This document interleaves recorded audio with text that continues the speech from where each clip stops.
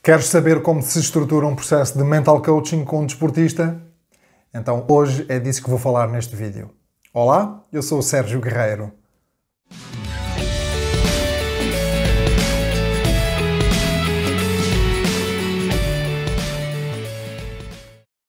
Um processo de mental coaching com desportistas obedece a uma estrutura.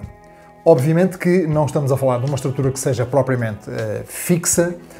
Ela vai ter que se flexibilizar em função do perfil da pessoa que temos à nossa frente, em função dos objetivos e do próprio perfil desse mesmo atleta.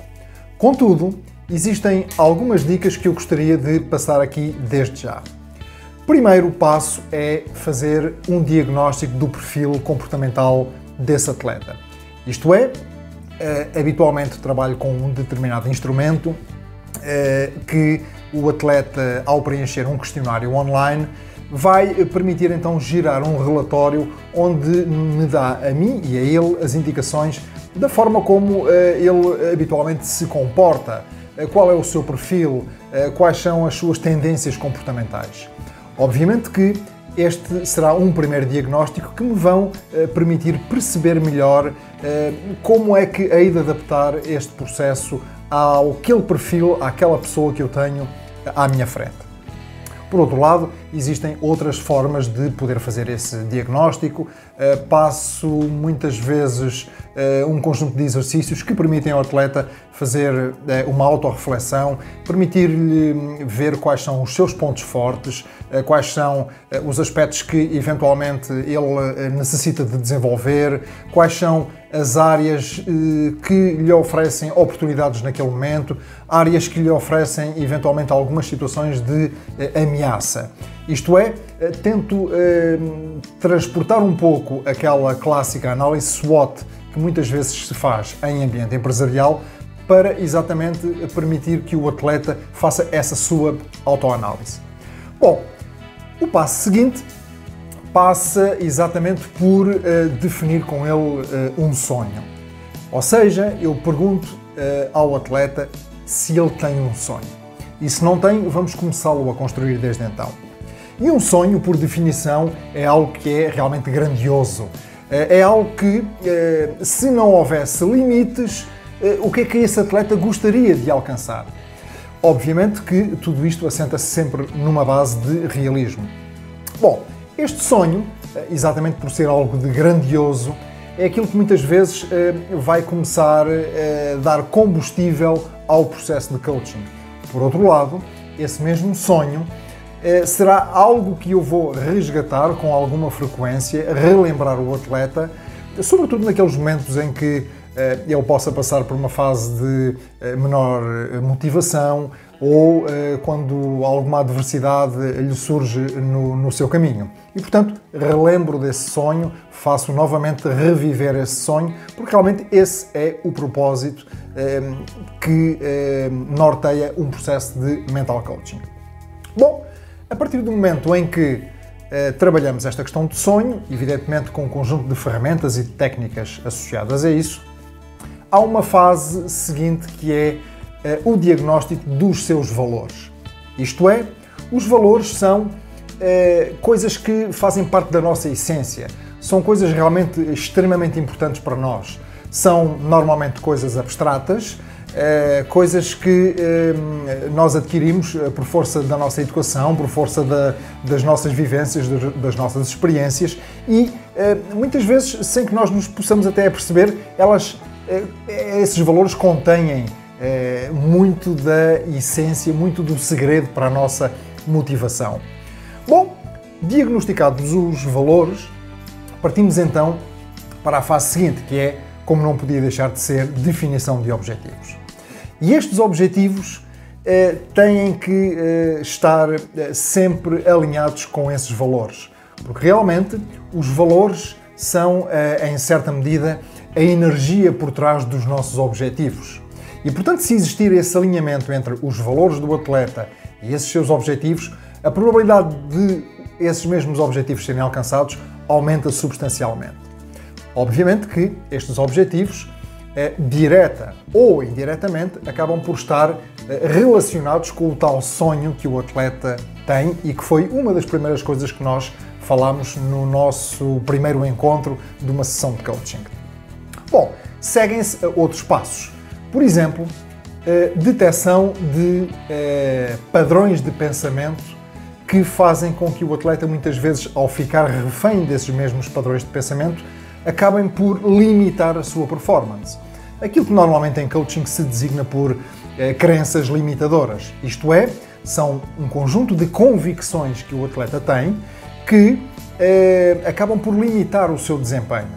São convicções que, se não forem desmontadas, se não forem enfraquecidas, elas irão condicionar toda a atuação do atleta ao longo do seu percurso e, portanto, sabendo que muitas vezes essas tais crenças limitadoras não o ajudam, ou quase nunca o ajudam, faz parte deste processo de mental coaching nós trabalharmos e desmontarmos ou eliminarmos mesmo muitas dessas crenças limitadoras. Por exemplo, um atleta que me diz: Sérgio, eu sempre que jogo no estádio X, os jogos não me saem bem.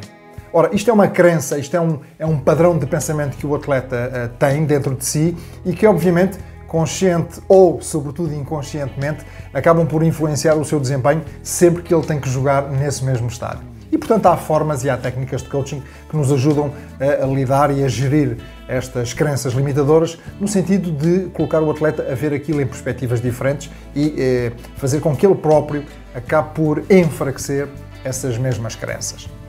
Bom, evidentemente que, em termos gerais, esta estrutura, portanto, diagnóstico do seu perfil comportamental, detecção dos seus valores, definição do seu sonho e, consequentemente, a definição de um conjunto de objetivos, a que se seguem depois a detecção das tais crenças limitadoras. Digamos que esta estrutura base é aquilo que se faz no início de um processo de coaching, normalmente dividido em várias sessões, e depois todo esse processo, com todo este material que fomos colecionando desde o início, todas estas informações ser-me-ão bastante úteis no desenvolvimento e na preparação de todo o processo com o atleta. Bom, é claro que no meio de tudo isto aplico várias técnicas de treino mental. Por exemplo, dar ao atleta algumas dicas para ele lidar com os seus pensamentos. Por exemplo, como é que ele há de fazer a conversão de pensamentos negativos para pensamentos positivos. Como é que ele há de gerir o seu diálogo interno durante os jogos, durante os treinos. Como é que ele há de, por exemplo, lidar com a sua ansiedade. Fazemos programação de estados emocionais, de confiança. Enfim, há tantas e tantas coisas que, ao longo de um processo de coaching, em termos de técnicas de treino mental, nós trabalhamos e, obviamente, sempre também com o objetivo de dar ao atleta estas ferramentas para que ele próprio se sinta autónomo de poder utilizá-las quando não está numa sessão de coaching, ou seja, quando está nas suas competições, nos seus treinos.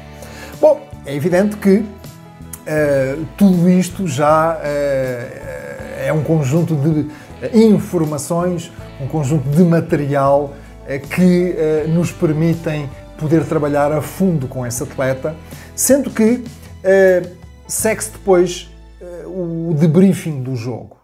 Isto é, no final de cada jogo, ou num dia, ou 2 ou 3 dias seguintes a esse mesmo jogo, eu faço então esse debriefing. Isto é, pergunto ao atleta o que é que correu bem, o que é que poderia ter sido feito de forma diferente, tento diagnosticar padrões de pensamento que ele foi tendo durante o jogo, tentamos perceber que aspectos é que, do ponto de vista mental, o influenciaram negativamente no seu desempenho. Enfim, tudo isto é um processo que, semana após semana, nós vamos trabalhando com o atleta. Espero desta forma ter-te passado as principais informações sobre aquilo que estrutura um processo de mental coaching e, obviamente, que há aqui um aspecto que é importante vincar. Tudo isto é feito numa perspectiva completamente personalizada, individual e confidencial. A confidencialidade aqui é uma das bases, uma das premissas do coaching, para que o atleta se sinta completo à vontade sempre que estamos nas nossas sessões de coaching ou em qualquer outra circunstância que não seja propriamente as sessões. Porque muitas vezes este trabalho também se dá entre sessões. Por exemplo, um atleta antes de uma competição está a ter alguma dificuldade em lidar com alguns estados emocionais, ou alguma falta de confiança, ou alguma ansiedade. E, obviamente, também trabalhamos isso entre sessões, às vezes num simples telefonema antes do jogo ou outra situação idêntica. Bom, se pretendes saber algo mais sobre todo este processo de mental coaching, poderás sempre contactar-nos. Posso informar também que temos com alguma regularidade formações nesta área, certificação em coaching desportivo e treino mental, o que dá a possibilidade de a todos aqueles que lidam diretamente com atletas ou pretendam vir a exercer a atividade de mental coach de desportistas, poderem então aprofundar e certificarem-se de modo a estarem completamente autónomos na execução destes trabalhos com atletas. É um mundo, de facto, fascinante. Espero que todas estas informações tenham sido úteis, tenham ajudado a clarificar aquilo que é um processo de coaching e, neste momento, peço-te então que subscrevas o canal do YouTube, caso ainda não o tenhas feito. Consulta também informações adicionais no nosso site e partilha este vídeo com quem achas que pode beneficiar com ele. Hoje ficamos por aqui. Espera por mais novidades, mais dicas, mais técnicas, mais reflexões nos próximos vídeos. Um abraço, obrigado e até breve.